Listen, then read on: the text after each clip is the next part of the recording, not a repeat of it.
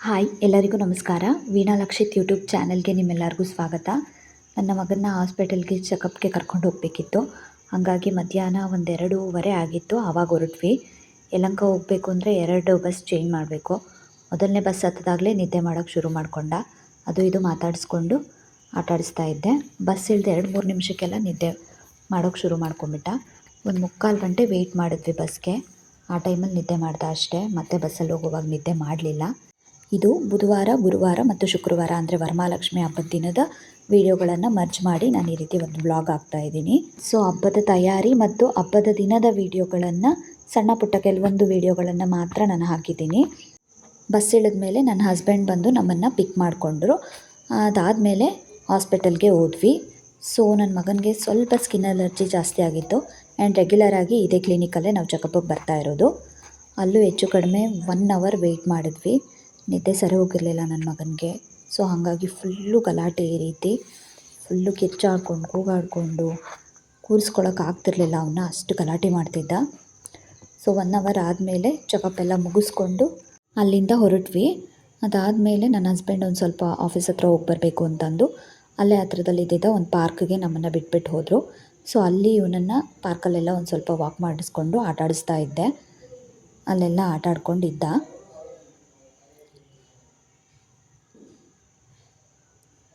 ನಮ್ಮ ಏರಿಯಾದಲ್ಲಿ ಪಾರ್ಕ್ ಇಲ್ಲದೆ ಇರೋ ಕಾರಣ ಅವನಿಗೆ ಪಾರ್ಕು ಅಂದರೆ ತುಂಬ ಇಷ್ಟ. ಈ ರೀತಿ ಓಡಾಡೋಕ್ಕೆ, ಆಟ ಆಡೋಕ್ಕೆ, ಜಾರಬಂಡೆ, ಉಯ್ಯಾಲೆ ಎಲ್ಲ ಇದ್ಬಿಟ್ರೆ ಇನ್ನೂ ತುಂಬ ಖುಷಿಯಾಗಿ ಆಟ ಆಡ್ತಾ ಇರ್ತಾನೆ. ಇದು ನನ್ನ ಮಗನ ಫೇವ್ರೆಟ್ ಜಾಗ. ಅಲ್ಲಿಗೆ ಹೋಗೋದು ಅಂದ್ರೇ ಅವನಿಗೊಂಥರ ಖುಷಿ. ಕಾರ್ಗಳೆಲ್ಲ ಜೋಡಿಸಿರೋದನ್ನು ನೋಡಿಕೊಂಡು ಫುಲ್ಲು ಖುಷಿಯಾಗಿ ಓಡಾಡ್ತಾ ಇದ್ದ ಅಲ್ಲೆಲ್ಲ. ಎಷ್ಟೊತ್ತಾದರೂ ಅಲ್ಲಿಂದ ಬರೋಕ್ಕೆ ಅವನಿಗೆ ಇಷ್ಟ ಆಗ್ತಿರ್ಲಿಲ್ಲ. ಅಲ್ಲಲ್ಲೇ ಆಟ ಆಡ್ತಾ ಇದ್ದ. ಸೊ ನಾವು ಪ್ರತಿ ಸಲ ಹಾಸ್ಪಿಟಲ್ಗೆ ಚೆಕಪ್ಗೆ ಅಂತ ಯಲಹಂಕ ಹೋದಾಗೆಲ್ಲ ನನ್ನ ಹಸ್ಬೆಂಡು ಆಫೀಸಿಂದ ಮತ್ತೆ ಬರೋವರೆಗೂ ಅವ್ರ ಕಂಪ್ನಿ ಎದುರುಗಡೆ ರೋಡಲ್ಲೇ ಈ ರೀತಿ ಒಂದು ವಾಕಿಂಗ್ ಪಾತ್ ಥರ ಇದೆ, ಪಾರ್ಕ್ ಸಣ್ಣದು. ಸೊ ನಾವು ಅಲ್ಲೇ ಅವನ್ನೆಲ್ಲ ಆಟ ಆಡಿಸ್ಕೊಂಡು ವಾಕ್ ಮಾಡಿಕೊಂಡು ಅಲ್ಲೇ ಕಾಲ ಕಳೀತಾ ಇರ್ತೀವಿ. ಒಂದು 1/2 ಅವರ್ ವೆಯ್ಟ್ ಮಾಡಿದ ಮೇಲೆ ನನ್ನ ಹಸ್ಬೆಂಡ್ ಬಂದರು. ಸ್ವಲ್ಪ ಗ್ರಾಸರೀಸ್ ತೊಗೊಳೋದಿತ್ತು ಅಂತ ಯಲಹಂಕದಲ್ಲೇ ಡಿಮಾರ್ಟ್ಗೆ ಹೋಗೋಣ ಅಂತ ಹೋದ್ವಿ. ಆ್ಯಂಡ್ ಅಲ್ಲಿ ಇಷ್ಟು ಬ್ಯೂಟಿಫುಲ್ ಆಗಿತ್ತು ಅವತ್ತು ಮೋಡಗಳು ಮತ್ತು ಆಕಾಶ. ಮನಸ್ಸಲ್ಲಿ ಎಷ್ಟೇ ಬೇಜಾರಿದ್ರೂ ಈ ಥರ ಬ್ಯೂಟಿಫುಲ್ ಆಗಿರೋ ಪ್ರಕೃತಿನ ನೋಡ್ತಿದ್ರೆ ಎಲ್ಲ ಮರ್ತೋಗುತ್ತೆ. ಅಷ್ಟು ಮನಸ್ಸಿಗೆ ಖುಷಿ ಆಗುತ್ತೆ. ಈ ಥರ ಎಲ್ಲ ಮೋಡಗಳು ಫಾರ್ಮ್ ಆಗೋದನ್ನು ನೋಡೋಕೆ ನಮ್ಗೆ ತುಂಬಾ ಖುಷಿ ಆಗುತ್ತೆ.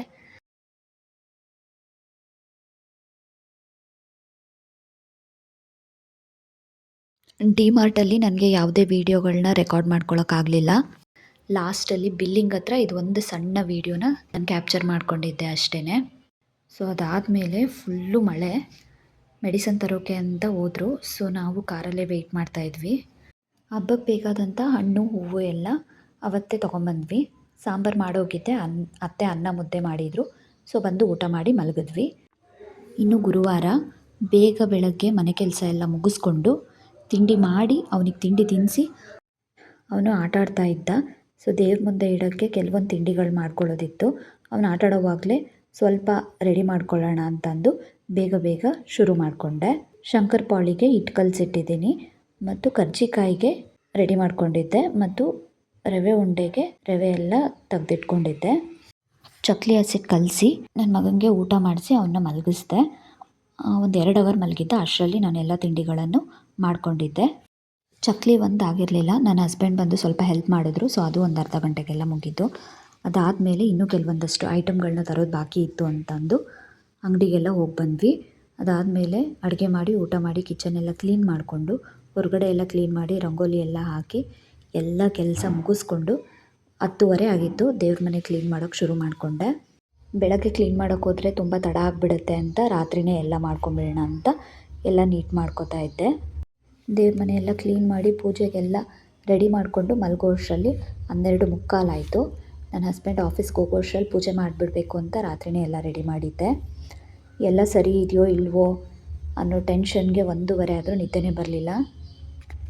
ಇನ್ನು ಬೆಳಗ್ಗೆ ಎದ್ದು ಮನೆಯೆಲ್ಲ ಒರೆಸಿ ಸ್ನಾನ ಮುಗಿಸ್ಕೊಂಡು ದೇವ್ರ ಮನೆಗೆ ಬಂದಾಗ 7 ಗಂಟೆ ಆಗಿತ್ತು. ಸೊ ಅದಾದಮೇಲೆ ಸ್ವಲ್ಪ ಹೂವು ಕಟ್ಟೋದಿತ್ತು. ಹಾಗಾಗಿ ಹೂವು ಕಟ್ಕೋತಾ ಇದ್ದೆ. ಹಬ್ಬದ ದಿನವೇ ಹಣ್ಣು ಹೂವೆಲ್ಲ ತರಕ್ಕೆ ಹೋದರೆ ತುಂಬಾ ರೇಟ್ ಜಾಸ್ತಿ ಹೇಳ್ತಾರೆ ಅಂತ ಒಂದು 2 ದಿನ ಮುಂಚೆನೇ ಅಂದರೆ ಬುಧವಾರನೇ ಹಣ್ಣು ಹೂವೆಲ್ಲ ತೊಗೊಂಬಂದಿದ್ವಿ.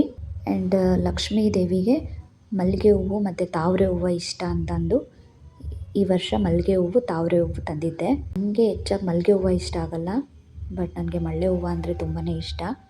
ಯೋಗ ಯೋಗ್ಯತೆ ಇದ್ದವ್ರ ಮನೆಗೆ ಮಾತ್ರನೇ ಲಕ್ಷ್ಮಿ ಬಂದು ಕೂತ್ಕೊಂಡು ಪೂಜೆ ಮಾಡಿಸ್ಕೊತಾಳೆ ಅನ್ನೋದನ್ನು ನಾನು ನಂಬಿದ್ದೀನಿ. ಸೊ ಆ ಯೋಗ ಯೋಗ್ಯತೆ ನನಗಿದ್ದರೆ ನನಗೂ ಆ ಒಂದು ಅವಕಾಶ ಸಿಗುತ್ತೆ ಅಂತ ನಂಬಿದ್ದೀನಿ. ಆ್ಯಂಡ್ ಆ ಒಂದು ಗಳಿಗೆ ಆದಷ್ಟು ಬೇಗ ಬರಬೇಕು ಅಂತ ನಾನು ಮ್ಯಾನಿಫೆಸ್ಟ್ ಮಾಡ್ತಾಯಿದ್ದೀನಿ. ನನ್ನ ತವ್ರ ಮನೇಲಿ ಏನಿಲ್ಲ ಅಂದರೂ ಒಂದು 16-17 ವರ್ಷದಿಂದ ಲಕ್ಷ್ಮಿ ಕೂರಿಸ್ತಾರೆ. ಸೊ ಹಾಗಾಗಿ ನನಗೂ ವರಮಹಾಲಕ್ಷ್ಮಿ ಹಬ್ಬದಲ್ಲಿ ಲಕ್ಷ್ಮೀನ ಕೂರಿಸಿ ಪೂಜೆ ಮಾಡಬೇಕು ಅನ್ನೋದು ತುಂಬ ದಿನದಿಂದ ಆಸೆ. ಆ ದೇವಿ ಕೃಪೆ ಮಾಡಬೇಕು ಅಷ್ಟೇ.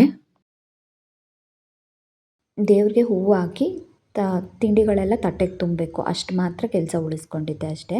ಸೊ ಹೂವು ಎಲ್ಲ ಕಟ್ಟಾದಮೇಲೆ ದೇವ್ರಿಗೆ ಹೂವು ಎಲ್ಲ ಇಟ್ಟು ಅಲಂಕಾರ ಮಾಡಿ, ತುಳಸಿ ಗಿಡ ಒಂದು ಸ್ವಲ್ಪ ಅಲಂಕಾರ ಮಾಡೋದಿತ್ತು. ಸೊ ಅದೊಂದನ್ನು ಮುಗಿಸ್ಕೊಂಡು ಬಾಗಿಲೆಲ್ಲ ಒರೆಸ್ಕೊಂಡು ಸ್ವಸ್ತಿಕ್ಕು ಓಮ್ ಎಲ್ಲ ಬರೆದು ಅದಾದಮೇಲೆ ಇಲ್ಲಿಗೆ ಸ್ವಲ್ಪ ಕಂಕಣ ರೆಡಿ ಮಾಡ್ಕೊಂಡಿರಲಿಲ್ಲ. ಸೊ ಅದೊಂದನ್ನು ಕಂಕಣ ರೆಡಿ ಮಾಡ್ಕೋತಾ ಇದ್ದೆ. 9 ಎಳೆ ದಾರಕ್ಕೆ 12 ಗಂಟುಗಳನ್ನು ಹಾಕಿ ಕಂಕಣ ರೆಡಿ ಮಾಡಬೇಕು ಅಂತ ನಾನೊಂದು ವೀಡಿಯೋದಲ್ಲಿ ಒಬ್ರು ಹೇಳೋದನ್ನು ನೋಡಿದ್ದೆ.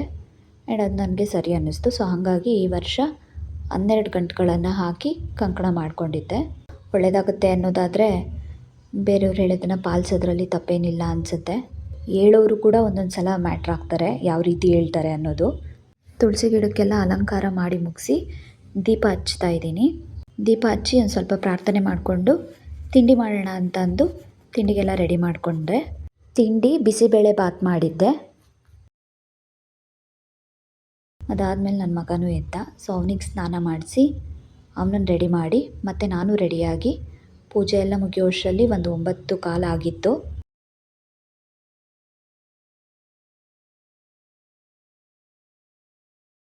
ಎಷ್ಟೇ ಶ್ರದ್ಧೆಯಿಂದ ಮಾಡಿದ್ರೂ ಎಲ್ಲ ಸರಿ ಹೋಯ್ತಾ ಅನ್ನೋ ಒಂದು ಟೆನ್ಷನ್ ಮನಸ್ಸಲ್ಲಿ ಇದ್ದೇ ಇರುತ್ತೆ.